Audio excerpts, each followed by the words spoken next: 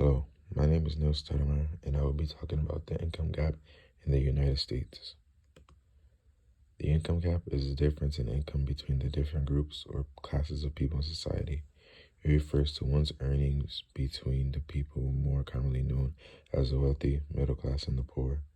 A large income gap means a group of people is making most of the money while the others are living check by check and week by week, which can lead to families not being cared for properly, people not being able to pay for health insurance, food, housing, clothing, and in a natural sense, just a bad way of living.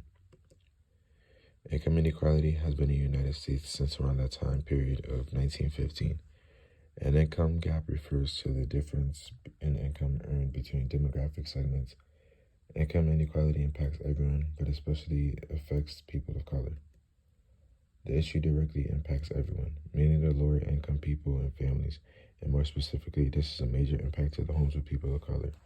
Excessive inequality can erode social cohesion, lead to political polarization, and lower economic growth. Over the past years, the income gap has grew bigger due to the decrease of better technology and accessibility, causing better skilled people to earn more money than regular jobs. Globalization can increase wage inequality in a relatively rich country by increasing the imports of manufactured goods using predominantly low-skilled labor from developing countries. People who are affected by this income gap have a hard time getting good education, good healthcare, etc.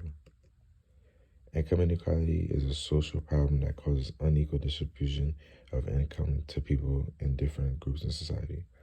Social workers try to get people the help they need to find their financial being. Social workers and welfare offices workers are the people that help with the income gap. Some of the services around the help are food assistance, social security, health insurance, help with utility bills, and welfare. These services are meant to help people with their financial needs. This is not to fully get anyone out of a bad income situation.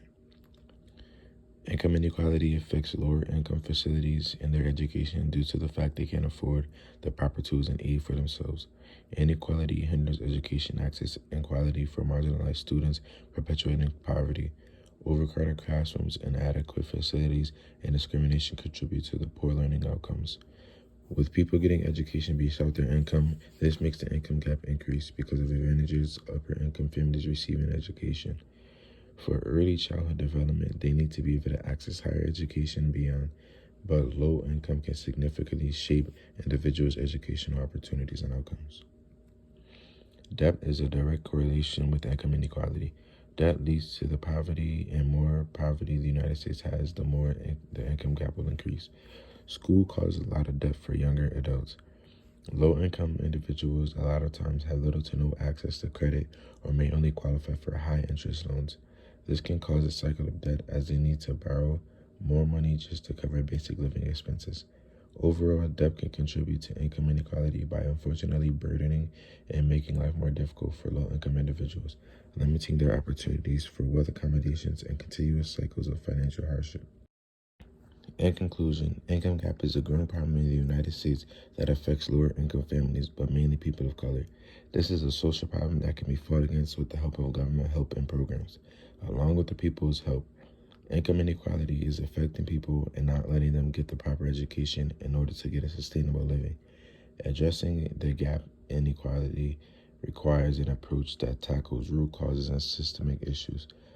Policies aimed at providing equal access to education, reducing financial barriers to higher education, and investing in poverty or lower income communities are crucial steps toward building a more just and put together society. By prioritizing education as a fundamental tool for social mobility and economic achievement, we can work toward narrowing the gap in inequality and creating a brighter future for all. These are my citations, and thank you for listening.